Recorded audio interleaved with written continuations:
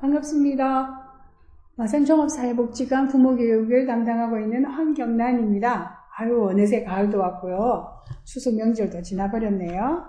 저희 부모교육 프로그램도 원격이긴 하지만 이제 마지막 회기에 왔습니다.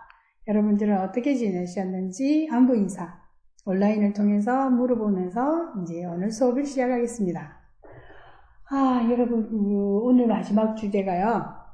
이때까지 저희들이 1, 2, 3, 4회기를 통해서 배웠던 것들을 좀 정리해서 뭐라고 배우긴 배웠는데 우리 가족들을 조금 더 건강하게 행복하게 잘 지내려고 하면 어떻게 해야 되지 하는 실천적인 방법들에 대해서 조금 초점을 맞추면서 마지막 회기를 저도 정리하겠습니다. 자, 그림을 제가 하나 준비한 게 있는데요. 한번 보실래요? 예, 행복을 대해주는 마음, 그래가지고 감사 이렇게 되어 있습니다. 사회기를 혹시 기억하실까요? 사회기에는 우리가 뭐를 했냐 그러면 부모의 어린 시절 원가족과의 경험이 지금 자녀를 키우는데 어떤 영향을 끼치지 이런 이야기를 하면서 나비 모양 이런 거 가지고 좀 분석하는 그런 연습을 했습니다. 그래서 어린 시절에 부모와의 그 구체적인 경험들을 통해서 내 마음이 어떻게 만들어졌는지를 했는데요. 그때 제일 마지막에 이런 이야기를 했습니다. 기본적으로 부모인 자신이 부모 스스로 자신을 좀 많이 위하십시오 이런 이야기를 하면서 뒤에 제일 중요한 거 우리의 마음을 해독하는 가장 중요한 것은 감사함입니다 이 이야기를 했습니다. 그럼에도 불구하고 감사하는 거 이런 이야기를 했거든요. 그거랑 연결해서 오늘 수업을 좀 시작해 보도록 하겠습니다. 지금 가을이잖아요, 그죠? 요즘 코로나 때문에 우리가 밖에 못 나가기도 하지만 그래도 그 코스모스나 이런 것들을 보고 있으면 털에 핀 꽃 한 송에도 우리는 참 감사함이 있을 거라는 거예요. 이랬는데 우리는 주변에 얼마나 감사함을 가지고 있을까? 이런 이야기. 그것이 무엇을 뜻하느냐? 아까 사회기와 연결해서 건강한 가족 세우기의 첫 번째 중에 하나는 여전히 감사함입니다. 그 이야기를 하고 있습니다. 여러분들 주변에 감사하는 마음이 조금 더 많으시면 우리가 조금 더 행복할 수 있을 겁니다. 그 이야기를 하는 거죠. 자, 그러면 이제 또 이야기를 하나 해볼까요? 왜 우리는 부모가 먼저 감사함을 배워야 한다든지 이런 공부들을 할까요? 그 이야기입니다. 예. 자, 뭐 때문이냐 그러면요. 이런 겁니다. 예. 아이들이 어떻게 우리는 잘 키우고 싶은 거잖아. 아이들을, 그죠? 아이들을 참 잘 키우고 싶은데 아이들이 자신에 대해서 억수로 우리가 좀 긍정적인 마음을 갖고 자존감 높은 아이를 키우고 싶은데 이렇게 하면 어떻게 하면 그렇게 키울 수 있을까요? 이런 질문들을 이제 답을 해본다면 아이가 기본적으로 자기 성품에 대해서 성품 자아에 대해서 아주 긍정적일 때 우리는 그 아이가 자존감이 높아서 어떤 일이든지 성실하고 적극적이고 끈기 있게 할 수 있다라고 이야기합니다. 그런데 사람의 성품 자아라고 하는 것들은 어떻게 만들어지나요? 그러면 우리가 앞에 쭉 1, 2, 3, 4기 공부했던 것도 다 해서 결국은 혼자 만들어지는 게 아니고 그거를 누가 어떻게 봐주느냐가 그거라는 겁니다.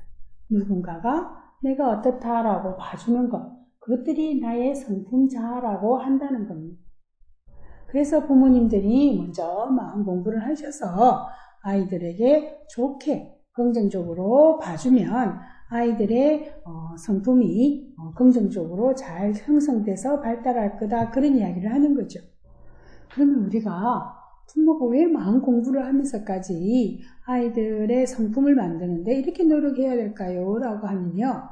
한번 만들어진 성품은 참 오랫동안 그것을 유지해서 항상성이라고 하는데요. 그걸 유지하려는 습성이 있다는 겁니다. 왜? 익숙한 것이 인간에게는 더 안정감을 느끼게 하거든요. 그래서 우리가 아이들의 성격을 만드는데 또는 성품을 만드는데 부모가 어린 시절부터 우리가 부모 스스로 조금 공부를 해서 아이들을 좋은 성품을 만들도록 도와줘야 된다. 그 이야기를 하는 겁니다. 자, 요 한번 보실래요? 제목이 이겁니다. 나는 내 자녀의 성품을 어떻게 비춰주고 있는가 그 이야기를 하는 겁니다. 이게 보시면 A라고 하는 두 아이가 있습니다. 물론 한 아이요. 같은 아이겠죠. 그런데 뭐 체격이라든지 성격이라든지 이런 아이들이 동등하다는 전제하에서 만약에 이 아이들이 다른 부모를 만난다면 어떻게 될까요? 이런 이야기를 이제 그림으로 저희들이 만들어 둔 겁니다. 밑에 그림처럼 부모라고 하는 거울이 아이를 그냥 있는 그대로 봐준다면 밑에 그림처럼 A-라고 하는 그냥 자기 있는 그대로를 부모를 통해서 보니까 그 성품을 지니게 된다는 겁니다. 그런데 위에 그림 지금 보시면 알겠지만 부모라고 하는 거울이 삐뚤어져 있으면 자녀는 C만큼밖에 성품을 가질 수 없다는 겁니다. 이 말이 그림으로 그려서 조금 어렵게 돼 있을 수도 있는데요. 무슨 이야기냐 그러면 부모 마음이 불안하면, 부모가 걱정이 많으면, 부모가 무슨 핸디캡이 많으면 자녀를 있는 그대로 볼 수 없고, 그래서 그 자녀에게 부모의 불안을 가지고 계속 아이를 만들려고 한다는 거죠. 자기가 원하는 대로, 자기가 생각하는 방식대로 아이를 교육이라는 이름으로 자꾸 이렇게 조정하다 보면 결국 아이는 자기가 갖고 있는 달란트만큼 못 사용하고 C라고 하는 저렇게 쪼그라진 형태로 키울 수밖에 없다는 겁니다. 그래서 제가 여러분하고 부모 교육을 5회기째 지금 하고 있는데요. 그게 가장 큰 주제는 그겁니다. 아이를 어떻게 키우십니까? 라고 하는 부모에게 오셨지만 실제로는 제가 첫날에도 그 이야기를 했거든요. 아이를 어떻게 키우는 이야기 전에 우리가 부모인 우리가 어떤 사람인가 한번 살펴봅시다. 그 이야기를 한 것도 지금 이야기랑 연결이 되는 겁니다. 그럼 이게 뭔 소린가요? 다시 좀 이야기를 하면요. 조금 어려운 용어긴 한데 저는 여러분들이 이거를 조금 들어서 마지막에 정리해 주시기를 부탁드리고 싶어서 이걸 하나 갖고 왔습니다. 왜 우리들은요 부모로서 어찌됐든 우리도 부모로서 역할도 우리가 어찌됐든 처음 경험하면서 만들어진 거잖아요. 그죠?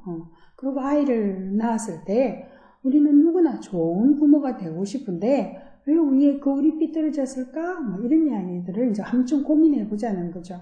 내 좋은 마음과 다르게 왜 우리는 나도 모르게 아이들에게 자꾸만 걱정하고 잔소리하고 훈육하고 훈육이 나쁜 건 아니지만 지나치게 과도하게 훈육을 하고 그렇게 됐을까? 이런 것들을 이제 살펴보면요.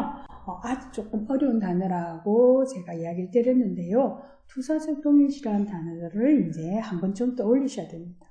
앞에 살기에 그 설명란에 제가 조금 어려운 단어 투사적 동일시를 약간 설명은 한 적이 있습니다.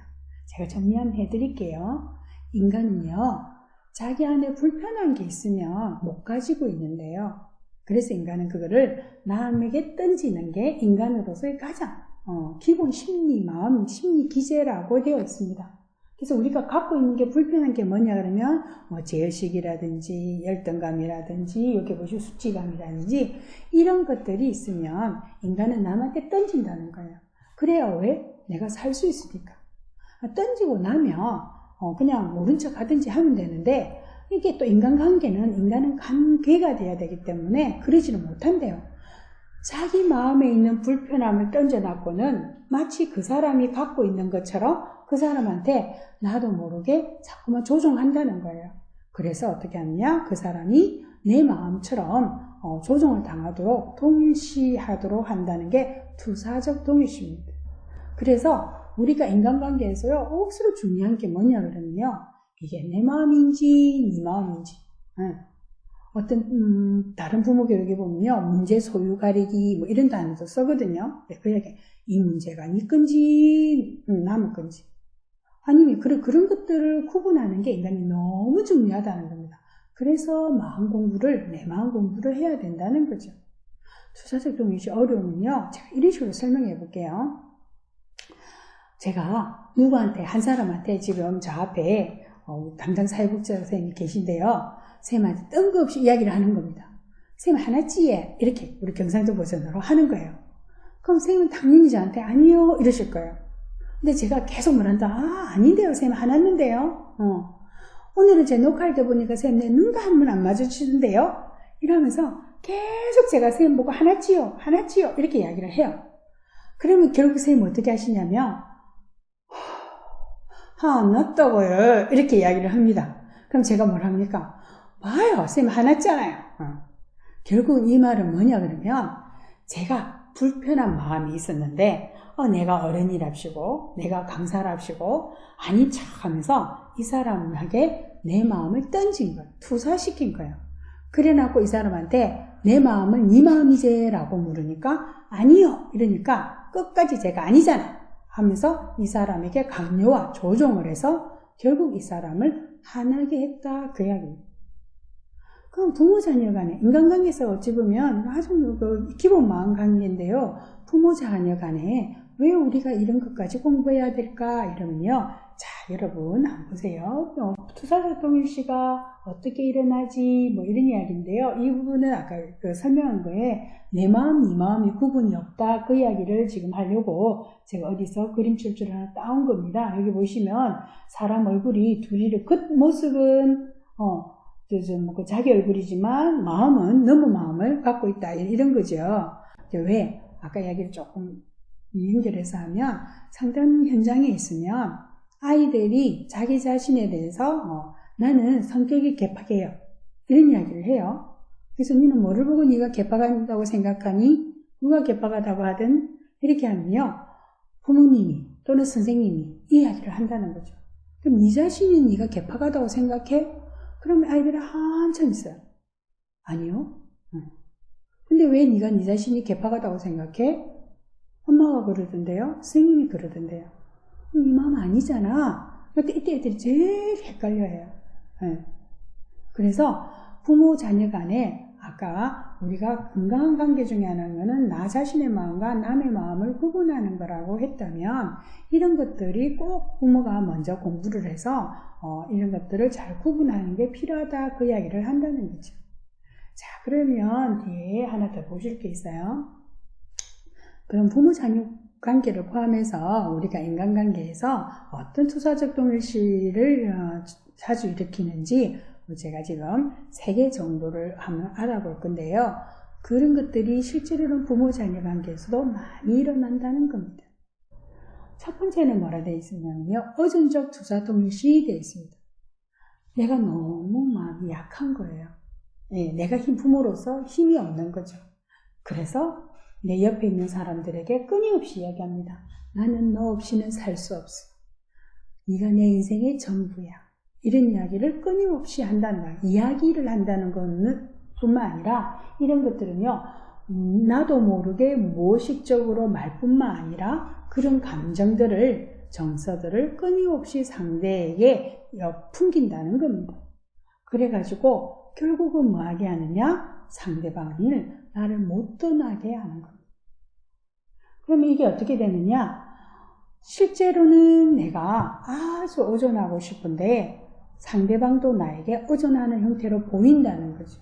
실제로 내가 의존하는 건데, 그래서 이런 부분들이 특히 부모님 같은 경우에 부모님 자신의 불안이 높아서 우울증이나 신체화라고 하는 게 이제 우리가 몸이 아픈 게 마음의 병으로 나타나는 거잖아요. 그런 것들을 할 때 억수로 힘들게 한다는 거죠. 결국은 주변에 있는 사람, 배우자든 자녀들이 참 많이 지칩니다. 그런데 그 사람이 늘 아프다 하고 힘없다 하고 그러니까 떠나지도 못하는 거예요. 그래서 떠나면 내가 나쁜 사람이 될 것 같아요. 이런 이야기를 하죠.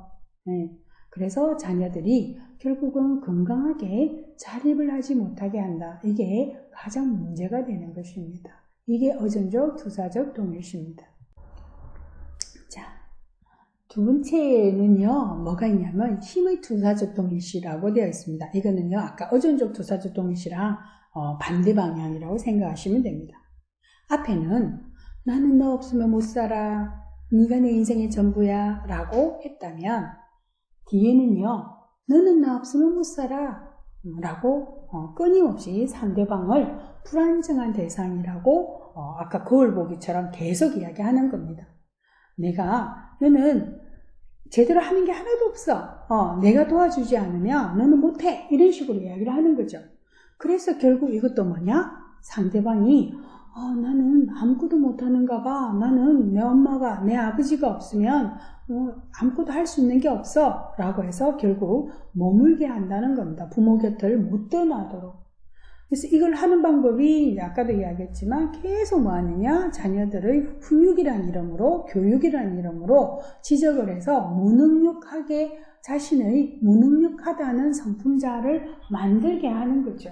결국 이것도 마찬가지입니다. 주변 사람이 너무 그 사람은 가슴이 두근두근하고 힘든데도 불구하고 자기가 불완전한 존재이기 때문에 떠나지 못한다는 겁니다. 이 자녀도 결국은 떠나지를 못한다는 겁니다. 그래서 앞부분에 보통 그런 경우에 부모가 약할 때 아이들이 어릴 때부터 아주 과대자기로 크기 때문에 아주 능력이 있거나 그래서 불구하고 능력이 있음에도 불구하고 부모 곁을 떠났죠. 건강하게 독립을 하지 못하는 것처럼 반대로 이 경우는 자녀가 자신을 아주 부족한 존재로 보기 때문에 부모로부터 독립을 잘 못한다는 겁니다.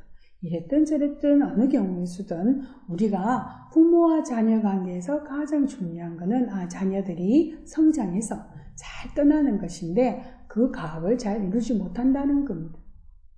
또 하나는요, 이제 마지막이다. 그냥 한심사기 투사적 동일시라고 되어 있습니다. 네. 이거는요, 앞부분에 좀 어전과 조금 색깔이 비슷해 보일 수도 있는데요. 내가 너를 위해서 얼마나 희생하는 줄 아니?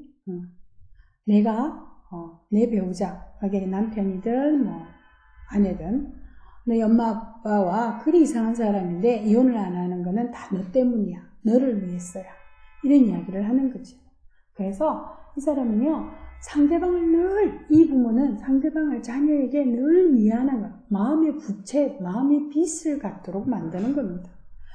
우리 부모가 나를 위해서 저렇게 희생하는구나 라고 하는 그 마음을 갖게 한다는 거죠. 왜? 그 마음을 갖게 해서 결국은 무슨 이득을 취하고 싶으냐면 내 행동에 대해서 보상을 해내 이야기를 하는 거였거든요. 그래서 이 자녀 입장에서는 그거는 너무 부담스럽습니다.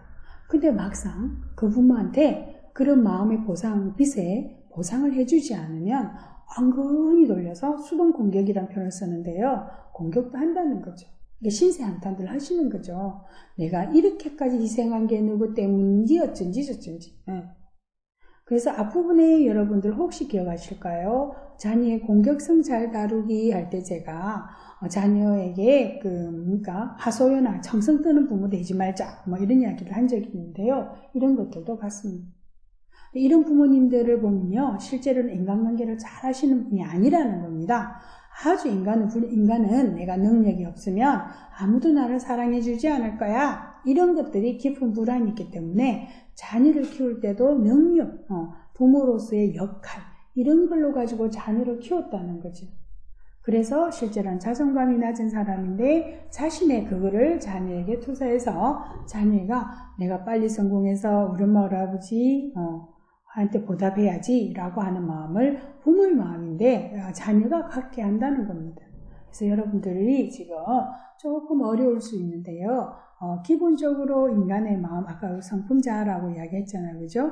부모의 마음도 어린 시절을 통해서 우리가 만들어지는 것이니까 내가 어떤 감정들을 가지고 자녀를 키우지? 그래서 나도 모르게 아이들을 어떤 모양을 가지고 투사를 하고 있는지 그런 것들을 여러분들이 한 번쯤 꼭 확인하시기를 부탁드립니다.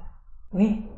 우리가요, 내 마음이 뭔지 알아야 자녀 마음과 내가 구분을 잘해서 투사적 동의시를 안 하는 거고, 그래야 부모와 자녀가 각각 개별적인 존재로 우리 건강하게 살아갈 수 있다는 이야기를 한다는 겁니다. 자, 근데 여기 보시면 부모의 마음, 그걸 교정하게 되는데, 기본적으로, 그죠? 자녀를 있는 그대로, 아까 A 그린 거 기억나시잖아요. 거울 그림. 자녀를 있는 그대로 봐주는 게 가장 중요합니다. 이야기를 하면서, 그렇게 하려면 부모의 마음에 뭐가 있는지, 뭐가 있는지 비춰보는 것이 필요하다. 이야기를 계속 지금 반복하고 있습니다. 이게 참 우리 일생에 중요한 것 같아요. 제가 다른 에피소드를 하나 말씀드리면요. 제가 이제 혼자서 그 상담소를 운영하니까 공공기관이 아니고, 그러니까 저는 이제 상담을 주말에 할 때도 있고 야간에 할 때도 있고 그런 경우 좀 많습니다. 최근에 작년쯤 된 경험인데요. 제가 일요일날 제 사무실에 상담을 하러 갔어요. 했는데 복도가 너무 깜깜한 거예요. 그래서 좀 속상했어요. 그래서 저한테 막 욕을 했어요. 아니, 관리비를 그렇게 많이 받아먹으면서 복도에 불을 이렇게 꺼놨는 게 어딨노? 이러면서 제가 막 그런 식으로 얘기했거든요. 그게 한두 번이 됐어요. 그런데 저를 먼저 기다리고 있던 내담자분이 한 분 기다리고 계셨는데요. 갑자기 이러시는 거예요. 저도 또 해서 아유 어두운데 혼자 기다리신다고 제가 죄송해요. 어두워서 많이 불편하셨죠? 이런 이야기를 막 하니까 제 내담자가 그러시는 거예요. 선생님 안경이 까매요. 이러는 거예요. 지금은 제 안경이 여러분한테 어떻게 보일지 모르겠지만 제가 변색 렌즈를 쓰거든요. 그래서 햇빛에 나가면 이게 선글라스로 바뀌는 거예요. 근데 제가 그거를 이제 모르고 걸어들어오고 나서는 내 안경이 선글라스인데 다른 사람이 다른 안경이 까만색이었다고 생각하는 거죠. 이것도 결국 제가 이제 개인 에피소드를 이야기하지만 내 마음 닦는 것처럼 부모도 자기가 색이 있는 선글라스를 꼈는지 어떤 건지를 잘 살펴봐야 된다, 그 이야기를 하는 겁니다. 자, 앞부분에 투사적 동일시에 대해서 부정적으로만 이야기를 했습니다. 그렇지만 투사적 동일시는 결국 인간의 마음에서 일어나는 거거든요. 그래서 우리의 삶에서 존재하는 게 좋은 것만 있거나 나쁜 것만 있거나 그러지는 않습니다. 뭔 말이냐? 앞부분에 투사적 동일시, 어전 투사적 동일시, 힘의 투사적 동일시, 심사기 투사적 동일시 이런 이야기도 했지만 실제로 우리가 투사적 동일시를 잘 활용하면 자녀들을 키우는데 도움도 됩니다 하는 이야기를 하고 싶습니다. 예를 들어서 이런 거죠. 아이가 어떤 일로 너무 힘들어하는 일이 있습니다. 부모님은요, 물론 그 아이를 감정을 잘 받아주셔서 공감해주고 때로는 달래도 주고 토닥거리도 주고 하지만 자녀의 그 감정이나 그 자녀 고통에 너무 부모가 네 마음 내용 경계 없이 하는 게 아니라 우리 아이가 힘들기는 하지만 내가 부모로서 잘 버텨줘야 돼. 이런 식으로 버티고 참고 해주는 것, 이런 걸 긍정적 투사적 동일시라고 합니다. 그래서 부모로서 중심을 잃지 않고 자녀를 잘 이끌어 나가는 것들을 긍정적 투사적 동일시라고 하죠. 또 다르면요, 아까 투사적 동일시 하면서 부모가 불안이 있으면 그 불안을 자녀들에게 던지면서 자녀를 그 불안을 담막하게 한다라, 이런 이야기를 했다면, 이거를 조금 다른 방향으로 이야기한다면 부모가 자녀에게 긍정적인 메시지를 주면 자녀도 부모의 그 긍정적 메시지를 받아서 자녀는 그거를 투사적 동일시해서 자녀가 건강하게 자랄 수 있다, 이 이야기도 된다는 겁니다. 그래서 우리들이 칭찬을 잘해주자 이런 이야기들, 제가 앞부분에도 오늘 시작할 때도 감사하는 마음을 잘 표현합시다 하는 것도요, 이 긍정적 투사를 활용하는 방법이라는 겁니다. 그래서 여러분들이 이제 저랑 어떤 공부를 하실 거냐면요, 뒤집기 명상이라는 겁니다. 이게 그 동사섭, 저희를 이제 이런 공부를 가르친 선생님이 부모교육 교재를 만들면서 불교에서 하는 어떤 훈련 중에 동사섭이라는 곳에서 하는 것에서 가져왔다 이야기를 하셨습니다. 그래서 저도 이런 것들은 거기서 저희들이 따왔음을 밝힙니다. 조금 더 풀었으면요, 어떻게 하면 우리가 좋은 마음을 챙길 수 있을까, 그런 거에 관한 이야기입니다. 자, 저랑 하나를 해봅시다. 여러분들 집에 만약에 C컵과 종이컵이 있다고 생각하시고 그걸 가지고 이렇게 있으시면 한번 갖고 오세요. 그래서 저는 이게 지금 머그잔이 있는데요, 이것처럼 두 개를 딱 넣고 한 번쯤 저에 따라서 한번 생각을 조금 훈련하는 연습을 해보십시다. 자, C컵이든 종이컵이든 두 개 다 뭐 하는 것이냐 하면 물을 마시는 겁니다. 맞죠? 이렇게 액체류를 부어서 따라서 마시는 겁니다.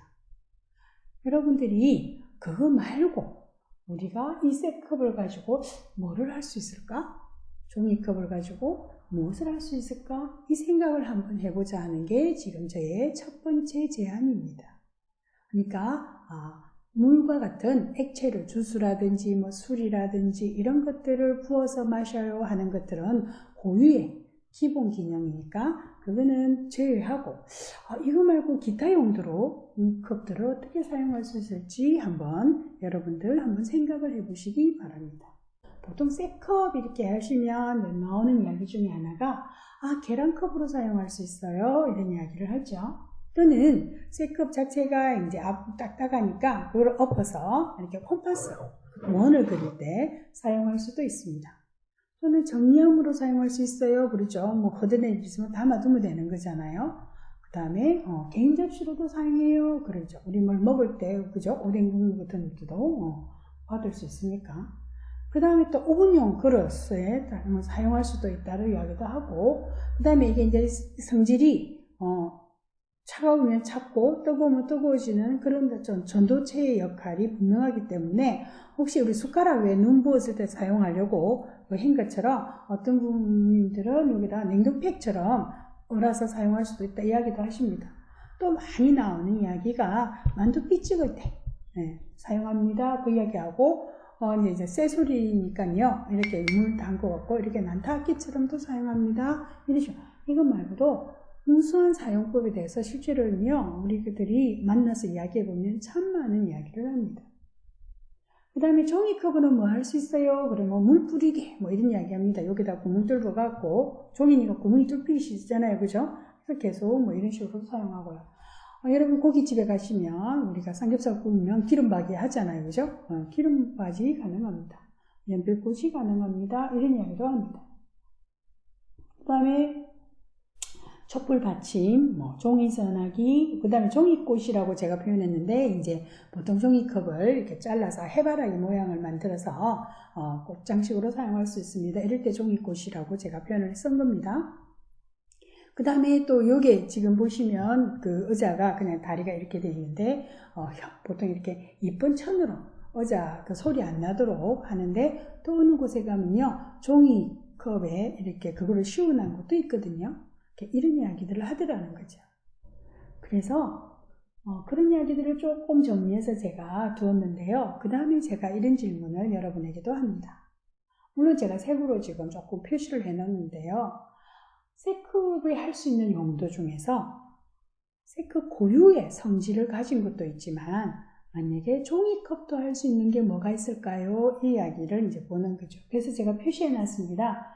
계란컵이라든지 컵박스라든지 정리함이라든지 개인 접시는 쇠컵도 할 수 있지만 조금 종이컵도 할 수 있는 역할이라는 거죠. 그렇지만 오븐 안에 넣는다든지 만두피를 찍는 거라든지 난타를 한다든지 이런 거는 쇠컵만 할 수 있다는 겁니다. 반대로 종이컵도 우리들이 보시면 물 뿌리게, 물론 종이에 구멍을 뚫어서 물 뿌리로 사용할 수도 있지만 그냥 이렇게 부으면 되잖아요. 그죠? 그런 거라든지 기름발 좀 뜨겁기는 하겠지만 그런 거 연필꽂이 이런 것들도 나름대로 쇠컵도 할 수 있다는 거죠.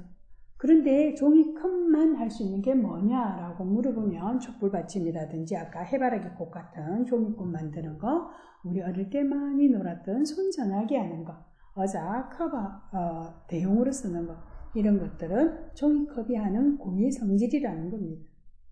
자, 그러면 여러분하고 제가 부모교육에 대해서 하는데 제가 왜 이런 이야기를 할까요? 이야기를 좀 정리해 보겠습니다. 많은 부모님들이요, 상담실에 와서 저에게 이렇게 이야기합니다. 우리 성격이 어떤지 검사 좀 해주세요. 이런 이야기를 합니다. 그래서 저도 실제는 제가 이제 애니어그램이라고 하는 거를 제 주 전공으로 하고 있기 때문에 검사를 해드립니다. 그러면 그 성격이 나오면 또 말씀하십니다. 이 아이의 성격은 선천적일까요? 환경적일까요? 후천적일까요? 이런 이야기도 하십니다. 그 마음속에는 이 아이의 성격이 나쁜 점은 나를 닮은 건 아닐 거야. 그게 이제 여러 부모님 입장에서도 겁도 나고 속상해도 하시니까 피하고 싶은 주제이기도 한다는 거죠. 자, 그러면 이게 무슨 이야기냐? 생각하면 아이들의 성질을 부모님들이 오셔서 저희들이 얘기할 때 극단적으로 말하는 경향성이 있다는 겁니다. 우리 아이는 성격이 너무 강해요. 우리 아이는 성격이 너무 약해요. 예.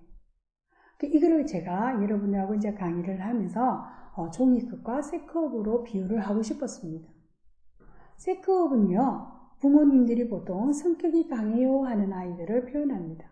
이 아이들은 감정이 C컵이 차가운 물질을 담그면 차갑게, 뜨거운 게 담그면 빨리 뜨거워지는 것처럼 성질이 아주 감정 변화가 분명하고 극비합니다.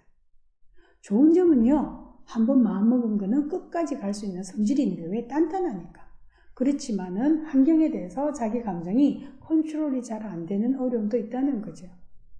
반대로 종이컵은요, 아주 부드럽기 때문에 우리가 뭐 이렇게 환경이 어떤 자극을 주면 스트레스에 취약성이 있을 수도 있습니다.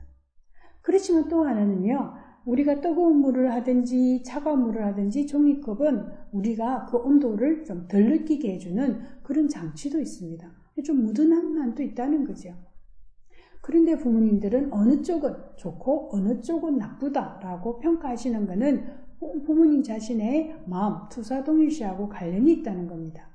하물며 아주 사소한 C컵과 종이컵만 가지고도 우리들이 여러분 지금 저랑 이거 작업을 하셨는데요. 보시다시피 C컵도 좋은 점도 있고 C컵도 안 좋은 점도 있고 종이컵도 좋은 점도 있고 종이컵도 안 좋은 점도 있고 지금 제가 말하는 것 자체는 평가를 한 거거든요. 이런 식으로 평가를 하는 걸 떠나서 그냥 다르게 이야기를 하면 C컵도 이 쓰임이 있고 저 쓰임이 있다라고 생각하시면 된다는 겁니다. 자녀가 성격이 어떻든 부모가 어떻게 봐주냐에 따라서 이 아이가 약한 아이로 봐줄 건지 신중하고 부드러운 아이로 봐줄 건지는 부모의 몫이라는 거죠. 이 아이가 고집세고 강한 아이로 봐줄 건지 이 아이가 한번 먹으면 밀고 나가는 추진력이 있는 아이로 봐줄 건지 이것도 부모의 몫이라는 겁니다. 그래서 제가 이걸 통해서 여러분들하고 하고 싶은 거는 내 아이의 성질이 C컵이에요, 종이컵이에요 라고 그게 중요한 게 아니라 우리들이 앞부분에 공부한 것처럼 내 부모라고 하는 내 마음의 거울이 아이를 어떻게 봐주는지 확인할 필요가 있다 그 이야기를 하는 겁니다. 제가 이게 이제 다른 아까 불교의 동사 수업의 어떤 마음 훈련에서 따왔는데 이야기 들었습니다. 그죠? 그때는 무슨 주준례를 갖고 하는 거를 제가 배웠는데요. 저는 이제 나름대로 종이컵과 C컵을 가지고 이제 여러분들을 만나서 부모 교육을 하고 있습니다. 그러는 가운데요, 제가 참 특이한 걸 하나 발견했습니다. 요겁니다. 우리 주변에서 쉽게 사용할 수 있는 다이소라고 하는 곳에 가서 뭐 이렇게 보다가 제가 이제 C컵도 사고 종이컵도 사고 하려다가 제가 하나를 발견한 겁니다. 이 손잡이 컵 홀더를 제가 발견했습니다. 그래서 제가 뭐를 하라냐면요. 아까 아이가 C컵이다 아이 성질이 종이컵이다가 문제가 아니라 컵 홀더가 있으면 이걸 보완할 수 있다는 걸 알았습니다. 보세요. 종이컵의 가장 큰 취약점이 뭐냐 그러면 잘 부서지는 겁니다. 그죠? 네. 그런데 컵홀더가 있으면 그거는 하루 종일 쓸 수 있습니다. 왜? 그건 쉽게 안 부서질 수 있으니까. C컵의 특징이 뭐냐? 찬 거를 담으면 너무 빨리 차가워지고 더운 거를 담으면 너무 빨리 더워지는데 컵홀더를 받치면 그것도 보완이 됩니다. 그래서 우리가 부모라고 하는 역할은 이 손잡이 컵홀더 같은 거구나 라고 이제 제가 이렇게 알아차린 거죠. 근데 또 하나 여러분한테 말씀드리고 싶은 건요. 여기서 저희들이 이제 빨간색인데 여기 한번 보실래요? 컵홀더가 여러분 요 컵뿐만 아니라 컵홀더가 이 끝까지 차 있는 컵홀더는 없습니다. 제가 몇 군데를 돌아다녀 봤거든요. DC천이라는 데도 가보고 그러면서도 봤는데요. 대부분의 컵홀더는 지금 여기 있는 것처럼 이렇게 파여 있습니다. 왜 파여 있을까? 라고 보니까요. 안에 있는 종이컵, 안에 있는 C컵이 자녀가 부모를 잘 떠날 수 있도록 자녀를 너무 꽁꽁 싸매거나 완벽하게 통제하거나 하지 않는다는 겁니다. 그래서 여러분들 계속 하는 이야기가 있잖아요. 그죠? 자녀는 결국 우리가 건강하게 잘 성장시켜 떠나보내는 게 우리의 목적이에요 하는 것처럼 여러분들에게도 그 이야기를 하는 겁니다. 내가 자녀를 독립 잘 시킬 수 있을 정도로 이런 커볼드 역할을 잘하고 있는지 그것에 대해서 여러분들도 한번 좀 생각을 해보시기 바란다. 그 이야기입니다. 자, 아까 컵 이야기를 제가 했잖아요. 그죠? 성격의 장단점 뭐 이런 이야기를 했는데 자, 이제 우리 본격적으로 한번 해봅시다. 자녀에게 좋은 대상이 되기 위해서는 첫 번째 일이 뭐냐면요. 내가 내 자신에게 좋은 대상이 먼저 돼야 됩니다. 그는 여러분과 제가 살기 할 때, 나비 모양 할 때도 제가 이야기했습니다. 어린 시절에 내 아픔에 대해서도 내가 먼저 공감해주고 지금 부모로서의 내 어려움도 부모인 내 자신이 먼저 공감해주고 이게 제일 먼저 중요합니다. 그 이야기를 했잖아요. 그래서 여러분들이 저랑 지금 제 목소리를 들으시면서 한번 생각해 보세요. 나는 장점이 뭐가 있지? 라고 한번 생각해 보세요. 그런데 사람은 장점만 있는 건 사람이 아니거든요. 우리가 인간적이라고 할 때는 장점도 있고 단점도 있는 게 사람입니다. 그럼 나는 단점은 뭐가 있지? 이런 것들을 한번 생각해 보시라는 겁니다. 이게 지금 여러분들을 예를 돕기 위해서 제가 지금 이렇게 기존적으로 만났던 분 또는 내가 뭐 생각하는 이야기를 좀 입으로 대본처럼 만들어서 했던 게 있습니다. 여러분들하고 그 이야기를 좀 해볼게요. 제가 어떤 젊은 어머니에게 당신의 장점이 뭐예요? 라고 물었어요. 그러니까 이분이 이러셨어요. 나는 남을 잘 돕고요. 용감하고요. 모험적이고 현실적이에요. 이런 이야기를 했습니다. 네. 그러면 당신이 생각하는 당신 자신의 단점은 뭐예요? 이러니까 생각이 좀 너무 많고요. 그래서 좀 방어적이고요. 회피적이고 좀 게을러요. 이런 이야기를 하셨습니다. 결론이란 말은 좀 잘못됐는데요. 이런 작업을 하는 거는 뭐냐면 우리가 단점보다는 장점이 조금 더 많은 사람이라고 나를 지각할 때 그런 나를 수용할 때 우리가 조금 더 내가 좋은 대상이 되기 때문입니다. 그래서 3번은 지금 정해져 있죠. 당신의 단점을 장점으로 한번 뒤집어 보세요. 이러면요. 우리가 좀 힘듭니다.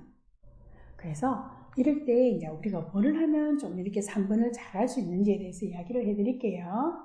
네, 장점을 찾아가는 여행이라고 되어 있는데요. 이 부분에부터 이제 해볼게요. 자, 이런 경우 여러분에게도 제가 이제 안내를 해드립니다. 설거지를 하시거나 뭐 이렇게 조금 하시고 몸을 움직이는 것도 괜찮고 때로는 만약 가능하시다면 여러분 잠시 5분이라도 10분이라도 좀 조용한 곳에 자기 자신에게 조금 질문하는 시간을 가져보시기 바랍니다. 아까 첫 번째 질문이 뭐였냐 그러면요. 당신의 장점은 뭔가요? 이야기였습니다. 한 두 번째는 뭐냐 그러면요. 당신의 장점을 오감을 비유해서 이렇게 우리가 시각, 후각, 뭐 청각, 미각, 촉각 뭐 이런 거잖아요. 그죠? 이런 걸 비유해서 이런 것들을 활용해서 한번 조금 생생하게 느껴보자 이야기입니다. 그래서 제가 만난 젊은 엄마에게 제가 물었죠. 당신의 장점이 남을 잘 돕고 용감하고 모험적이고 현실적인 글을 오감을 활용해서 나름대로 좀 형상화해 주세요. 이야기를 부탁했다는 겁니다. 여러분들도 한번 꼭 그 작업을 해보십시오. 이게 참 많이 도움이 됩니다. 그러니까 이 어머니가요. 남을 잘 돕는 거는 자기는 초록색에 좀 희망하고 관련이 있어서 그 다음에 소금맛, 빛과 소금 할 때 그거 마찬가지죠. 부드러운 들실. 이 엄마한테는 남을 잘 돕는 게 너무너무 중요하대요. 그 다음에 용감함은 빨간색 지붕, 이렇게 남을 아마 이끌고 나가니까 그런 이야기를 하신 것 같아요. 그냥 사이다 막 탁 하면서, 당찬 소리, 뭐 이런 것들이 자기가 이제 상상의 연상이 된대요. 모험적인 건요, 검은 동굴, 민트 초코맛, 어미신자맛. 그래서, 실제로 이분이 말씀하시는 것 중에 모험적인 게, 남들이 보면 자기가 억수로 모험적이라 보이지만, 자기가 실제로는 좀 힘이 들어요. 그 이야기도 좀 숨어 있었습니다. 그 다음에 현실적인 거, 흰색 도화지, 집밥, 자연 그대로의 소리. 자기한테 이거는 너무나 중요한 거래요. 이 어머니가 아이를 데리고 생활하시는 좀 많이 힘드신 상태였거든요. 그래서 현실적이 되지 않으면 아이를 데리고 못 살 것 같아요. 그래서 내가 아주 모험적인 척 살고 있어요. 뭐 그런 이야기를 하신 겁니다. 그 다음에 이 어머니에게 제가 이제 당신의 단점을 역시 그 오감을 이용해서 우리 한번 상상해 봅시다, 연상해 봅시다 라고 제목을 주제를 드렸는데요. 그러니까 이 어머니가 이제 아까처럼 이야기하시고 생각이 많은 방어적인 회피적인 게으른에 대해서 이제 내가 생각이 많은 거는 검은 실타래 같아요, 이런 이야기를 하셨고요. 그 냄새가 생각이 많으니까 냄새도 많이 나고 뭔가 꼬불꼬불한 느낌이래요. 자, 제가 이런 이야기를 한 데서 여러분들이 이런 식으로 못 찾아낸다고 해서 잘못된 것도 아니고 이 사람이 정답을 이야기하는 것도 아니고 중요한 거는 자신이 이런 것들을 어떻게 내 마음속에 지각하고 있느냐를 보는 것 뿐입니다. 방어적인 가시방패 같고 고야한 마음, 그런데 실제로는 나에게 이건 안정감을 주는 것 같아요, 그 이야기도 하셨어요. 회피적인 이야기를 하면서 검은 세상 느낌, 아무 느낌이 없다, 이런 이야기도 하셨고, 자신이 가장 고민이 게으름은 허물허물이거나 비릿한 냄새, 미끌미끌 이런 이야기도 하셨습니다. 그래서 잠시 제가 그 사람이 이야기한 것들을 몸으로 한번 느껴봐라, 그런 이야기를 하면서 이제 아주 중요한 질문을 하나 했죠. 단점이지만 장점으로 바꿀 수 있는 것은 뭐가 있을까요? 어떻게 할 수 있을까요? 이야기를 한 겁니다. 이 어머니가 자기의 단점 중에 생각이 많은 걸 가지고 내가 남을 잘 돕는, 그것도 실타래라고 아까 이야기했고, 그 다음 생각이 많은 것 털실, 이렇게 본인이 이러시는 거예요. 아마 자기가 남을 잘 돕는 거하고 생각이 많은 거하고가 연결되어 있는 것 같아요, 저한테 그러시는 거예요. 어떻게 연결되어 있을까요? 제가 물으니까 실제로 자신이 생각이 많은 거는 다른 사람과 잘 지내고 싶어서 조심하는 것 같아요 라고 이야기하는 거죠. 단순히 내가 생각이 너무 많아서 결정을 못하는 사람, 그런 것들이 아니라 이 사람 입장에서는 지금 아이를 혼자 키우고 있으면서 아주 어려운 시기에 다른 사람과 잘 지내는 게 자기한테 너무 현실적인 이야기라는 거예요. 그래야 도움을 받을 수 있으니까. 그러다 보니까 남에게 어찌됐든 피해도 안 주고 싶고 그러니까 생각이 많을 수밖에 없다는 거죠. 그 사람이 단점이 아니라 그 사람이 살아가는 한 방법이라는 겁니다. 그 사람이 아까 오감을 가지고 가면서 쌤 이게 실하고 좀 실들이 아마 이게 비슷한 현상이 일어나는 거 보니까 관계된 것 같아요, 그 이야기를 하셔서. 아까 방어적이라는 게 때 이 사람이 뒤 안전함을 생각해냈다는 걸 기억하시잖아요, 그죠? 방어적인 것도 내 자신을 결국 보호하는 행동이지 내를 비난할 것은 아닌 것 같아요, 이런 이야기를 하신 겁니다. 그래서 여러분들에게 어떤 이야기를 제가 지금 하고 있냐 그러면 제가 여러분들 결론부터 이야기하면요, 여러분들의 단점이 혹시 진짜는 단점이라고 하는 게 아니라 그냥 나의 속성인데 내가 이거를 긍정적 투사적 동의시를 통해서 좋게 바라볼 수 없을까 하는 걸 연습을 해봐라 하는 게 이 기본적인 자의 주제였습니다. 근데 그렇게 하려고 그러면 힘들다는 거죠. 그냥 마음을 이렇게 잘 정리하지 않으면. 그래서 안내해드린 게 뭐냐면 나의 장점을 내가 오감을 통해서 한번 느껴보시고 단점도 마찬가지고, 그래서 이런 것들이 혹시 연결되어 있는 것들이 있을까 찾아보면 이렇게 바꾸는 것이 조금 더 쉽더라, 그 이야기를 전해드리는 겁니다. 물론 여러분, 우리가 내가 단점이라고 하는 게 모든 게 다 장점으로 바꿀 수 없습니다. 불가능합니다. 그럴 때 우리가 우리에게 좋은 대상이 되는 방법 하나가 뭐냐라고 물어보시면요, 딱 정해요. 그냥 그 단점을 가진 나를 그대로 인정하고 수용하는 겁니다. 그래, 이게 내 모습이야 라고 하는 겁니다. 이런 것들이 돼야만이 부모가 부모 자신 스스로에게 그 이야기를 자꾸 해주시는 습관이 들어야만이 우리 아이가 있는 모습 그대로 우리 눈에 자꾸 보이게 될 겁니다. 내가 내 자신, 그래, 키 작고 뚱뚱한 게 나지, 어떻게 해, 이걸 가지고 내가 계속 나를 비난하면 뭐해, 이런 식으로 이게 내 모습이야 라고 다독거린다면 어느 날 계속 우는 아이를 보면서 우리가 그런 마음이 든다는 거예요. 아, 우리 아이는 좀 많이 우는 아이구나, 자기 감정을 잘 표현하는 아이구나 라고 우리가 인정할 수 있다는 겁니다. 그래서 여러분들에게 이 작업을 저는 꼭 부탁드립니다.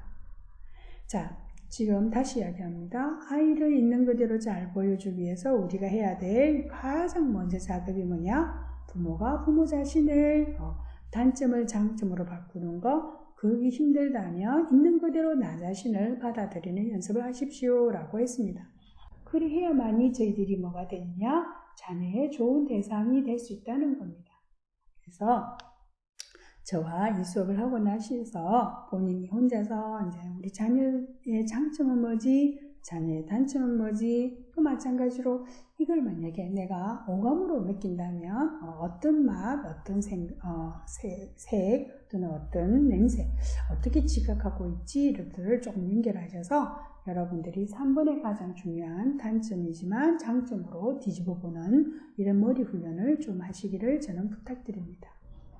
자, 그 다음에 또 하나 이제 우리가 좋은 대상 되기 중에 하나가 뭐냐면요, 자녀에게 칭찬하기입니다. 근데 제 제목 한번 보실래요? 칭찬 잘하기라 되어 있습니다. 칭찬하기보다. 네. 그래서 칭찬은 고래도 춤추게 한다 이런 이야기 있잖아요. 제가 우스갯소리를 하거든요. 칭찬은 고래만 춤추게 했으면 좋겠다. 제가 이런 우스개를 합니다. 왜? 칭찬한다고 해서 다 좋은 건 아니라는 거예요. 우리는 고래를 키우는 게 아니라 인간을 키우잖아요. 물론 고래도 포유류이긴 하지만 좋은 칭찬이 자녀를 춤추게 해야 된다는 겁니다. 여러분들이 다 알고 계시는 이야기인데 제가 뒷부분에 오늘 강의 마지막입니다. 나름대로 한번 정리해서 여러분들하고 이제 마무리 내용을 하겠습니다. 뭐라고 되어 있냐면 첫 번째입니다. 인격보다 행동을 칭찬하라고 이야기합니다. 이게 무슨 말이야? 우리 아이들이 뭐 잘했을 때요. 아이고 착하네, 아이고 이쁘네 이런 이야기 참 많이 합니다. 이게 실제로는요. 칭찬이 그 좋은 칭찬은 아니라는 겁니다. 그 평가를 했다는 칭찬이거든요. 그럴 때 저는 여기는 제가 지금 엄마 고마워, 엄마가 한 힘 들었네, 이제 아이가 엄마 보호일을 도와줬을 때 그럴 때 제가 보통 이제 안내된 거 뭐라고 말할지 모르면 아까 제가 했지만 오늘 수업의 시작에 그랬잖아요. 좋은 대상 되기에 첫 번째가 감사를 많이 하는 거라고 했습니다. 고마워, 감사해 라고 말하는 게 훨씬 더 좋은 칭찬이라는 겁니다. 그래서 자녀들의 어떤 행동을 했을 때 평가를 하기보다 평가라는 것이 잘했다, 이쁘다 뭐 이런 거거든요. 그러니까 그냥 부모 입장에서 아이고 고마워라 하고 하는 게 훨씬 더 좋은 반응이라는 겁니다. 그래서 인격보다 그냥 행동 그 자체에 대해서 네가 그렇게 해주는 것들이 엄마 마음에 참 고마워 하시는 게 더 낫지, 네가 그래 줬으니까 이뻐, 네가 그랬으니까 착해, 그런 칭찬은 하시는 건 썩 좋은 칭찬은 아닙니다. 물론 그런 말도 안 하시는 부모보다는 그런 말 해주는 부모가 더 낫습니다. 그거는 여러분 잊지 마십시오. 그 다음 두 번째는요, 하지 못한 것보다 할 수 있는 것을 더 칭찬해라 그 이야기입니다. 숙제를 하다가 중간에 노는 아이가 있습니다. 아유, 자녀 키울 때 이러면 참 답답하죠. 그럴 때 왜 한 장밖에 안 했니? 라고 해서 못한 거에보다는 입으로라도, 진짜 여기는 여러 어머니들 입으로라는 단어를 넣으셔야 됩니다. 입으로라도 어머니들이 긍정적 투사를 하셔야 된다는 겁니다. 아이고 그래도 벌써 한 장 했네, 이제 한 장만 더 하면 되겠네, 우리 보통 달랜다 라고 이야기하잖아요. 그래서 자녀 입장에서는 자신이 뭘 잘못했을 때 달래주는 부모, 봐주는 부모를 경험하는 것도 필요하다는 그 이야기를 하는 겁니다. 자, 세 번째는요, 우리들이 이제 상담을 처음 이제 배울 때 아주 많이 힘들어하는 것 중에 하나인데요. 우리도 모르게 왜라는 단어를 물어보거든요. 근데 이게 이제 상담을 하면서 계속 왜보다는 어떻게, 어떤이라는 단어들을 쓰는 연습을 합니다. 그래서 꼭 상담자가 아니더라도 부모님들이 그런 훈련을 하시면 좋다는 그 이야기입니다. 동생하고 싸워서 누나이고 왜 울어? 뭐 이런 거 있잖아. 왜 말 못해? 이런 게 아니라 사이좋게 지내려면 어떻게 했으면 좋겠어? 동생이 니한테 어떻게 해주면 좋겠어? 또는 니는 어떻게 하고 싶어? 이런 어떻게 또는 어떤이란 말을 여러분 생활상의 언어에 좀 넣으시면 아이들이 생각의 주머니가 참 커집니다. 그래서 이건 어떤 방법이 있을까? 뭐 이런 거 있잖아요. 대처 또는 대안 방법을 아이들이 하고 있기 때문에 여러분들도 이런 식으로 하십시오. 물론 제가 지금 제목이 칭찬 잘하기라고 되어 있는데 실제로 여러분들 지금 아실 겁니다. 이 사례에 보면 칭찬할 만한 내용 없습니다. 네. 그렇지만 이 이야기는 뭐냐? 비난하지 않는다는 이야기입니다. 야단만 치지 않는다는 이야기거든요. 그것도 좋은 칭찬의 방법이라는 뜻으로 제가 지금 하고 있습니다. 자, 그 다음에 여러분들 네 번째는요, 비교하지 말고 성장을 인정하자 이야기가 있습니다. 자녀들에게요, 자녀들이 난중에서 저는 이제 가족 상담소를 하니까 어린아이부터, 이제 유치원생 정도 되는 어린아이들부터, 이렇게 성인, 노년기까지도 저는 이제 만나게 되는데요. 우리들이 어릴 때 상처를 이야기할 때 참 많이 등장하는 게 뭐냐 그러면 부모님이 우리 형제자매를 비교했어요. 이야기 참 많이 합니다. 그게 누구한테 비교를 당하는 것보다 상처가 많은 거거든요. 그래서 여기도 자녀들 간에 비교하지 마라. 그냥 성장을 그냥 있는 그대로 인정해주라 이야기들을 지금 하는 겁니다. 그래서 이 부분들은 여러분들이 잘 아시는 이야기일 거니까 제가 넘어가겠습니다. 그 다음에 이제 우리가 오늘 5교시에 공부한 거울 보기하고 관련되는 건데요. 뭐뭐한 아이라고 단정 짓지 마라 라고 되어 있습니다. 네, 그러니까 너는 깨어른 아이야. 너는 잘 우는 아이야. 이렇게 이야기하는 이 거울이 있으면요. 아이가 자기 성품자아로 안다는 겁니다. 그렇게 되면 그 아이는 자기도 모르게 그 항상성을 유지하기 위해서 그런 아이로 자꾸만 세뇌당할 수 있다. 그 이야기를 하는 겁니다. 그래서 우선은 잘 잃어버리거나 행동이 느린 아이가 있다면 부모로서 니 왜 항상 느리니? 너 왜 칠칠맞니? 깨어르니? 라고 아니라 오늘 좀 늦었네. 다음에 좀 더 빨리 하자. 뭐 이런 식으로 여러분들이 해주시는 게 좋다는 그 이야기를 합니다. 그 다음에 또 하나는 강요가 아니라 제안을 해라 이런 이야기죠. 친구랑 싸우기도 하고 거짓말을 할 때 야단치는 게 아니라 그래서 너는 어떨 때 친구를 때리고 싶니? 라니까 어떤 마음이 그런 거니? 아니면 안 싸우기 위해서는 어떻게 하고 싶니? 이런 식으로 자기 스스로 답을 찾을 수 있도록 제안을 하시는 게 필요하다 그 이야기입니다. 자, 이제 마지막 이야기를 이제 해드리면 부모님 이야기 하실 때 아까 좋은 대상이 되는 1번은 뭐냐라면 부모가 먼저 자기 마음을 다루는 거라 했습니다. 대화에서도 마찬가지입니다. 당신이 주무가 되는 게 아니라 엄마 마음은, 내 마음은, 아빠 마음은 그래서 부모가 자신의 마음을 잘 표현하는 것들을 하시는 건 아이들에게 아주 좋은 방법이라는 거죠. 그래서 만약에 아이가 너무 물건에 손을 대는 경우 너 도둑놈이니? 이거는 낙인 찍는 거거든요. 그런 게 아니라 네가 남의 물건을 갖고 와서 엄마가 많이 걱정돼. 다음에도 그런 마음이 생길 때 어떻게 하면 네가 그 마음을 자제할 수 있을까? 이런 식들의 대화를 하는 거죠. 그래서 제가 아까 다시 이야기했지만 칭찬 잘하기라고 되어 있고 사례는 여러분들에게 좀 일부러 부정적인 걸 넣었습니다. 칭찬이라고 하는 것들이 무조건 잘해서 하는 게 칭찬이 아니라는 겁니다. 자기가 뭘 잘못했지만 부모가 이렇게 봐주고 버텨주는 것도 어쩌면 칭찬의 한 영역이라는 거죠. 그래서 여러분들에게 이런 이야기를 부모가 결국 좋은 대상이 돼야 됩니다. 그 이야기를 하면서 이제 제 이야기를 마무리합니다. 자, 이제 5회기의 분부획을 원격으로 했는데요. 저도 낯선 경험이고 아마 요 유튜브를 들으시는 부모님들도 낯선 경험일 겁니다. 저의 이 낯선 경험을 가지고 여러분들하고 이제 마지막 인사를 드리면서 하고 싶은 건요. 이 상담 현장에 21년째 있는데요. 제 나름대로 당신의 상담 경험을 또는 부모 교육을 이렇게 오래 하셨는데 뭐를 좀 정리해 보시겠어요? 라면요. 저는 이 3가지를 이야기를 합니다. 우리들이요. 어색함을 지나서 익숙함이란다는 어떤 다른 유명한 분이 강의하시면서 제가 들었던 건데 저한테 너무 좋아서 제가 이 부분을 늘 강의할 때 이야기합니다. 무슨 말이냐? 아까 단점을 장점으로 바꾸는 거라든지 이런 것들이 실제 안 쉽다는 겁니다. 그래서 여러분들이 어디서 교육을 받으시면 꼭 연습을 해보시기를 권해드린다는 겁니다. 첫 번째에서 잘 안 됩니다. 세 번째에도 잘 안 됩니다. 그래서 실패하면 또 생각나면 하고 그래서 이런 연습들을 통해서 어색함이 익숙함으로 될 때까지 여러분들이 노력하시기를 권해드립니다. 그 다음에 오늘 수업의 시작 이야기도 있었죠. 감사함이 많은 것들이 좋은 대상이 되는 거다. 그 이야기를 했는데 주변에 그럼에도 불구하고 감사함을 찾는 부모의 모습을 꼭 보여주기 권해드립니다.